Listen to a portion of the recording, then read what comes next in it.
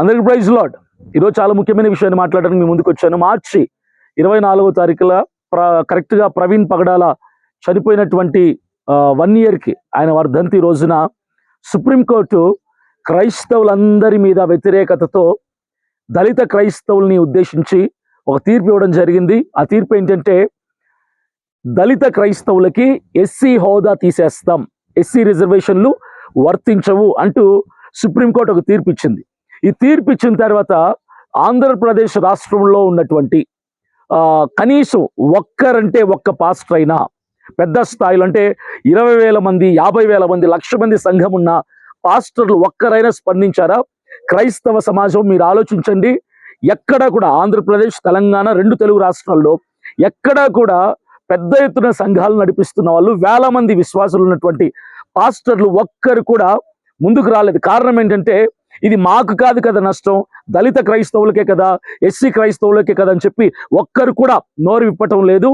ఒక 3-4 మాత్రమే ఈ సమస్య మీద పోరాడుతున్నారు, ఈ సమస్య మీద గలం విప్పుతున్నారు, ఈ సమస్య మీద ప్రశ్నిస్తున్నారు.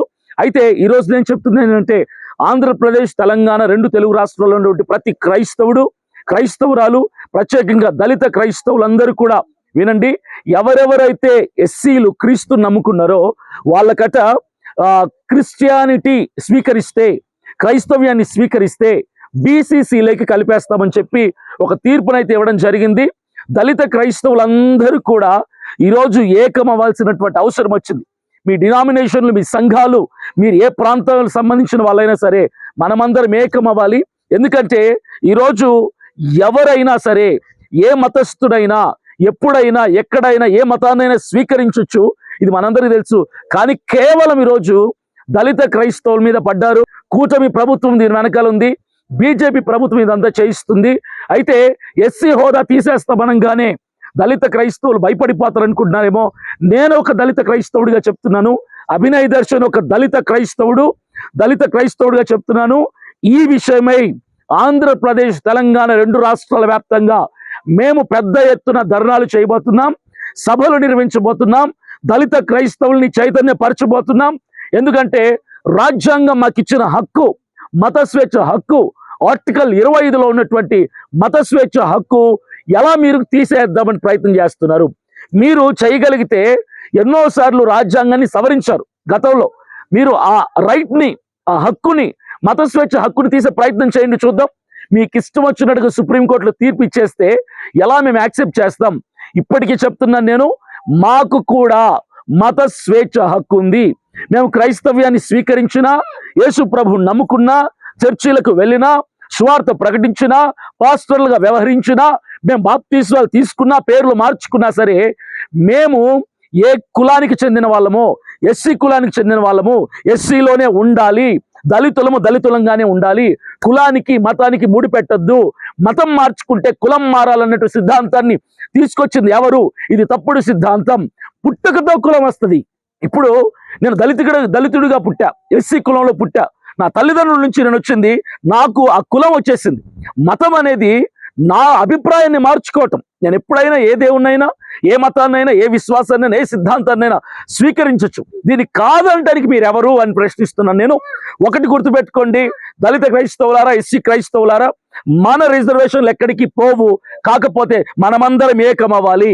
ప్రతి ఎస్సీ క్రైస్తవుడు ఆలోచించండి. మీరు పెద్ద పెద్ద సంఘాలకు వెళ్ళి మీరు పాస్టర్లకి 1,000, లక్షలు కానుకలు ఇచ్చి మీ పాస్టర్ని కోటీశ్వరులను చేస్తున్నారు. పెద్ద సంఘాలు నడుపుతున్నారు, 1,000 మంది సంఘాలు. వాళ్ళందరూ కూడా కాపు కులానికి చెందిన వాళ్ళు, వెలమలకు చెందిన వాళ్ళు. వీళ్ళంతా కూడా మాకు ఏం సంబంధం ఉంది? దళిత క్రైస్తవులకే కదా బాధలు, ఎస్సీ క్రైస్తవులకు కదా హక్కు, రిజర్వేషన్లు పోతాయి, మాకేంటి అన్నట్టుగా నిమ్మకి నీరెత్తినట్టుగా వాళ్ళు ఉన్నారు. కానీ మేమైతే అలా ఊరుకోము.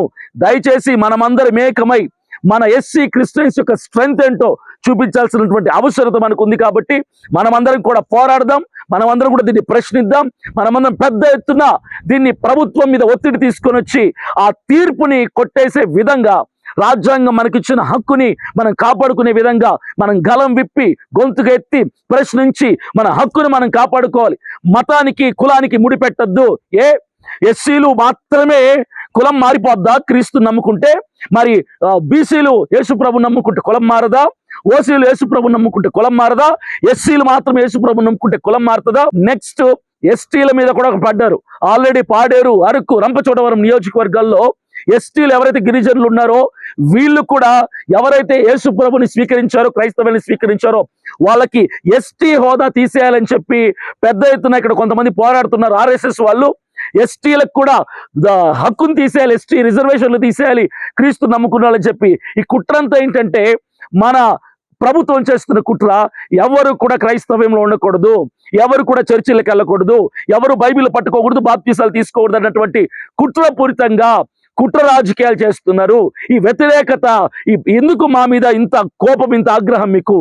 మేము తిరగబడ్డ మొదలు పెడితే ఆంధ్రప్రదేశ్ రాష్ట్రంలో 4,50,00,000 మంది జనాభాలో సుమారుగా 1,80,00,000 మంది క్రీస్తుని అంగీకరించిన వాళ్ళే. ఇందులో ఓసీ క్రైస్తవులు ఉన్నారు, బీసీ క్రైస్తవులు ఉన్నారు, ఎస్సీ క్రైస్తవులు ఉన్నారు, ఎస్టీ క్రైస్తవులు ఉన్నారు. అరే మీకే కనుక దమ్ము ధైర్యం ఉంటే యేసు ప్రభుని స్వీకరించిన అందరినీ కూడా ఒక కులంలో కలపండి, చూద్దాం.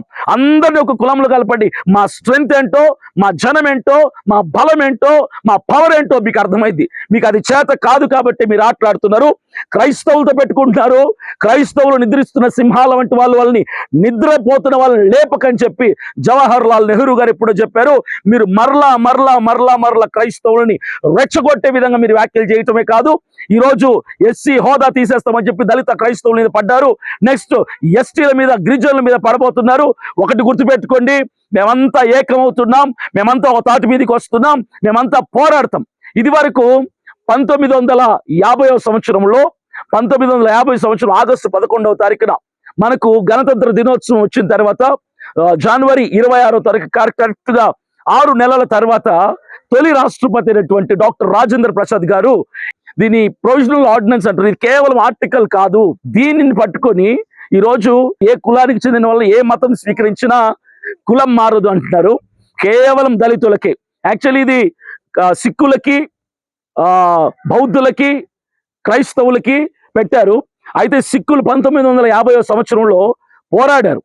మేము దళిత సిక్కులము, ఎస్సీలము, ఎందుకు మాకు కులం మారుతుంది అని చెప్పి. తర్వాత 1956 సంవత్సరంలో 6 సంవత్సరాలు పోరాడితే 1956లో వాళ్ళకి ఎగ్జామ్షన్ ఇచ్చేశారు. అంటే సిక్కులు మతం మార్చుకున్న కులం మారదు. నెక్స్ట్ బౌద్ధులు కూడా పోరాడడం మొదలుపెట్టారు. బౌద్ధ మతస్థులు పోరాడారు. దాదాపుగా 40 సంవత్సరాలు పోరాడితే 1990లో వాళ్ళకు కూడా ఎగ్జామ్షన్ ఇచ్చారు. ఇక మిగిలింది క్రైస్తవులే. దళిత క్రైస్తవులు కూడా ఒక సిక్కుల్లాగా, ఒక బౌద్ధ మతస్థుల్లాగా మనం కూడా పోరాడితేనే, ఇప్పుడు ఏకమై గలం విప్పితేనే మన హక్కును మనం కాపాడుకుంటాం. మనం ఏ అధికారిని, ఏ ప్రభుత్వాన్ని, ఎవరిని భిక్షం అడగటం లేదు. ఇది మన రైట్, ఇది మన హక్కు. కాబట్టి ఈ హక్కుతో మనం పోరాడి ప్రశ్నించి దళిత క్రైస్తవులు ఎవరైతే ఉన్నారో వాళ్ళందరికీ కూడా ఎస్సీ హోదా వర్తించాలి. అలాగే ఎస్టీ గిరిజనులు ఎవరైతే ఉన్నారో వీళ్ళు కూడా యేసు ప్రభు నమ్ముకున్నందుకు వాళ్ళ ఎస్టీ హోదా తీసేయకూడదు అని ఈ రెండిటి మీద మనం గలం విప్పి చెయ్యి కలిపి పోరాడాల్సిన అవసరం ఎంతైనా ఉంది. కాబట్టి నేను రాబోతున్నాను. ఆంధ్రప్రదేశ్, తెలంగాణ రాష్ట్రాల్లో పలు చోట్ల సభలు ఏర్పాటు చేయబోతున్నాం. క్రైస్తవుల్ని ఐక్యపరచడానికి, దళిత క్రైస్తవుల్ని చైతన్యపరచడానికి, మన హక్కు మనం కాపాడుకోవటానికి ఏం చేయాలో అది చేస్తాం. ఎంత దూరమైనా వస్తాం, ఎంత వరకైనా వెళ్తాం, ఎవరినైనా ప్రశ్నిస్తాం, ఎవరితో అయినా పోరాడతాం. క్రైస్తవుల్ని చేతకాని వాళ్ళగా, అసమర్థుల్లాగా చూసినటువంటి బీజేపీ ప్రభుత్వానికి చెప్తున్నాను నేను, ఇంకా 3 సంవత్సరాల ఎన్నికలు ఉన్నాయి. 1,80,00,000 మంది క్రైస్తవులు మీకు ఓట్లేస్తారనుకుంటున్నారా? మీరు మతతత్వపు పార్టీ బీజేపీ ఒక్కటే. ఈ బీజేపీకి సపోర్ట్ చేస్తున్న పార్టీలు జనసేన, టీడీపీ, ఈ 3 పార్టీలు కలిసి ఈరోజు క్రైస్తవుల మీద ఎన్ని దాడులు జరిగినా, అక్కడ ఉండి నియోజకవర్గంలో 13 సంఘాలు కూల్చినా, అక్కడ ఆకివీడులో 113 సంఘాలకి నోటీసులు పంపించినా ఒక్కరంటే ఒకరు స్పందించడంలా. ఒక జనసేన నాయకులు మాట్లాడుతున్నారా? ఒక టీడీపీ నాయకులు మాట్లాడుతున్నారా? బీజేపీ నాయకులు మాట్లాడుతున్నారా? కాంగ్రెస్ ప్రభుత్వం నాయకులు మాట్లాడుతున్నారా? వైసీపీ నాయకులు మాట్లాడుతారు? ఒక్కరు కూడా లేరు. కాబట్టి క్రైస్తవ సమాజం గుర్తించండి, మనల్ని మనమే కాపాడుకోవాలి, మన హక్కుల కోసం మనమే పోరాడాలి. ఎస్సీ క్రైస్తవులందరూ కూడా యాక్టివేట్ అవ్వండి, అలర్ట్ అవ్వండి, కలుద్దాం, నిలబడదాం. పూర్తిగా మన హక్కును మనం స్వాధీనం చేసుకునే వరకు దళిత క్రైస్తవులు యేసు ప్రభుని స్వీకరించిన కులం మారదు. ఎందుకు మమ్మల్ని ఎస్సీలని బీసీలో కలుపుతారు? అయితే ఒకటి చేయండి, మమ్మల్ని అందరిని నో క్యాస్ట్ కింద పెట్టండి. బీసీసీ ఎందుకు ఇస్తున్నారు? అది కులమే కదా. ఈ కులం నుంచి ఆ కులంలో కలపటం ఏంటి? ఇదంతా కూడా కుట్ర రాజకీయాలు చేస్తున్నారు. మేము సహించాం, మౌనంగా ఉన్నాం, భరించాం. మొట్టమొదటిసారి తిరగబడబోతున్నాం. అలా అని ఏది ధ్వంసాలు చేయము, ఎవరి మీద తిరుగుబాటు చేయము, దాడులు చేయము. మౌనంగా మా యేసుక్రీస్తు మాకు ప్రకటించిన ప్రేమ తత్వముతోనే మేమంతా ఏకమై మా స్ట్రెంగ్త్ను చూపించి మా హక్కుని, మా ఎస్సీ హోదాల్ని మేము కాపాడుకోబోతున్నాం. ఆంధ్రప్రదేశ్, తెలంగాణ రాష్ట్ర క్రైస్తవులందరికీ, దళిత క్రైస్తవులందరికీ ఇదే నా విన్నపం, ఇదే నా రిక్వెస్ట్, ఇదే నా ఆహ్వానం, ఇదే నా స్వాగతం. రానున్న రోజుల్లో నేను వస్తున్నాను, మీ ప్రాంతాలకు వస్తాను, మిమ్మల్ని కలుస్తాను, మిమ్మల్ని చైతన్యపరుస్తాను. అందరం కలిసికట్టుగా వెళ్దాం, మన హక్కుని స్వాధీనపరుచుకుందాం అని చెప్పి నేను తెలియజేస్తున్నాను.